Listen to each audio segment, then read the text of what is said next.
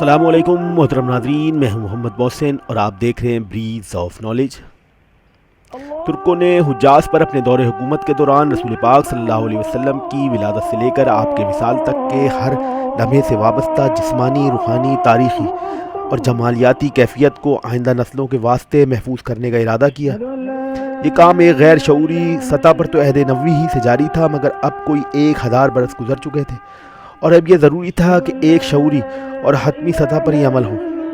اس کام کے واسطے جنون کی حد تک رسول پاک صلی اللہ علیہ وسلم سے محبت اور انسانی حدود کی حد تک نفاست اور ذہنی سچائی کی ضرورت تھی۔ یہ نعمت ترک لہن میں موجود تھی، اس واسطے وہ اس کام میں تقریباً کامیاب ہوئے۔ ترکوں کا انسانیت پر یہ سب سے بڑا احسان ہے۔ ان کو علم تھا جس خطہ زمین پر آپ کا نزول ہوا اور آپ کا پہلا قدم پڑا، جس ہوا کا پہلا سانس آپ کے اندر جذب ہوا اور جس نے آپ کی آواز کا گداز پہلی بار برداشت کیا، جس ہوا کی سہار سے پہلے پرندے کی پکار آپ تک آئی،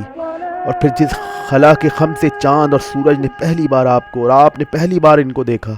جہاں جہاں آپ کی بینائی میں نئے ستاروں کا وقوع ہوا، جس طور آپ کی وسیع ہوتی آنکھوں نے ان کی دوہری حرکت کو واحد کر کے اپنے لہو میں سمویا، یہ قد آور لمحے گوشے ہوا اور بینائی، صدا اور سنوائی کے نقش اول محض رسول پاک ہی کے نہیں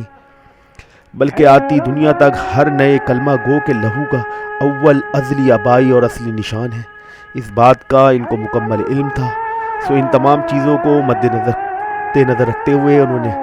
پنپ کر اس بڑے ہوتے بچے میں بنو سعد کی خصلت اور محبت سے آغاز کرنے کا ارادہ کیا، مگر سب سے پہلے انہوں نے مدینہ منورہ میں اس میدان کا تعین کیا جہاں مرنے سے پہلے ایک خوبرو اور کم عمر نوجوان نے اپنے گھر سے دور بخار کی گرمی اور بے چینی کو مٹانے کے واسطے ایک شام چند لمحات کے واسطے گشت کیا تھا، پھر اپنی کم سن خوبصورت اور ہنسمکھ بیوی کو بیوہ اور ابھی ماں کے بدن میں قائم بچے کو یتیم اور بے سہارا چھوڑ کر اپنی تمنائیں اپنے دل میں لیے ہی مر گیا تھا۔ پھر انہوں نے ایک پہاڑ کی کوکھ میں اس چھوٹے سے گھر کا تعین بھی کیا تھا، جس کی پہلی منزل پر شمال کی جانب قائم ایک چھوٹے سے بالکل چکور کمرے میں، جہاں 4 آئینوں کی اوٹ میں 4 سمتیں ملتی ہیں، ایک بچے کو جس کو کائنات کی امانتی ظہور میں آیا تھا۔ پھر اس بچے کو ایک بزرگ انسان نے اپنی محنت اور سورج سے کملائے ہاتھوں سے اپنی ایک چادر میں لپیٹا تھا اور وہ پک ڈنڈی طے کی تھی جو اللہ کے گھر تک جاتی تھی۔ وہاں پہنچ کر اس ضعیف انسان نے چادر میں لپٹے ہوئے نوزائیدہ بچے کو ہاتھ میں رکھ کر کائنات کی جانب بلند کیا تھا اور دعا کی تھی، اے خالق کائنات، بچے پر رحم فرما، اس واسطے کہ یہ بے آسرا اور یتیم ہے۔ ترکوں نے اس شمالی کمرے، اس آبائی پگ ڈنڈی اور اس دعا کے مقام کا بھی نہایت ہی کاوش سے تعین کر کے نشان چھوڑا تھا۔ پھر انہوں نے پیلی رنگوں سے سیاہ پہاڑوں اور اکثر اوقات خاموش ریگستان کے سنگم پر قائم اس جگہ کو بھی دریافت کر کے محفوظ کیا تھا، جہاں اس دعا کے کوئی 6 برس بعد اپنے جوان مرگ خاوند کی قبر سے واپسی پر اپنے 6 برس کے حیران بچے کی انگلی پکڑے جب اس کمسن خاتون نے ایک رات کے واسطے پڑاؤ کیا تو وفات پائی تھی۔ اگلے روز حیران آنکھوں والے اس بچے کے اپنی ماں کا چہرہ، جس سے وہ اب آہستہ آہستہ مانوس ہوتا جا رہا تھا، آخری بار دیکھا تھا۔ پھر اپنی ماں کو اپنے ہاتھوں سے انجان خاک میں اتار کر قافلے کے ساتھ اپنے مقدر کی جانب چل پڑا تھا۔ ترکوں نے اپنی مثالی درستگی، صفائی اور خوش اسلوبی سے یہاں ایک کتبہ بھی چھوڑا تھا کہ آنے والوں کو آگاہی ہو کہ معصوم دلوں کی اکیل ہی ہے کہ جوان کو وحدت کا ہمزاد بنا دیتی ہے۔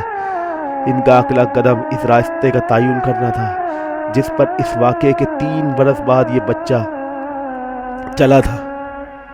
غرض یہ کہ ترکوں نے رسول پاک صلی اللہ علیہ وسلم کی ولادت سے لے کر آپ کے وصال تک کے واقعات کو آنے والی نسلوں کی تاریخی، جمالیاتی، ایمانی شعور کے واسطے درستگی اور سادگی کے ساتھ محفوظ کرنے کا جو بیڑا اٹھایا تھا،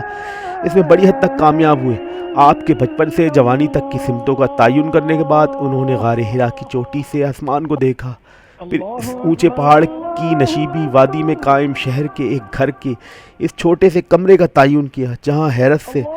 اپنے نام کی پکار سننے کے بعد واپس آ کر رسول پاک صلی اللہ علیہ وسلم نے آرام فرمایا تھا، اور جہاں خدیجہ رضی اللہ تعالیٰ عنہ نے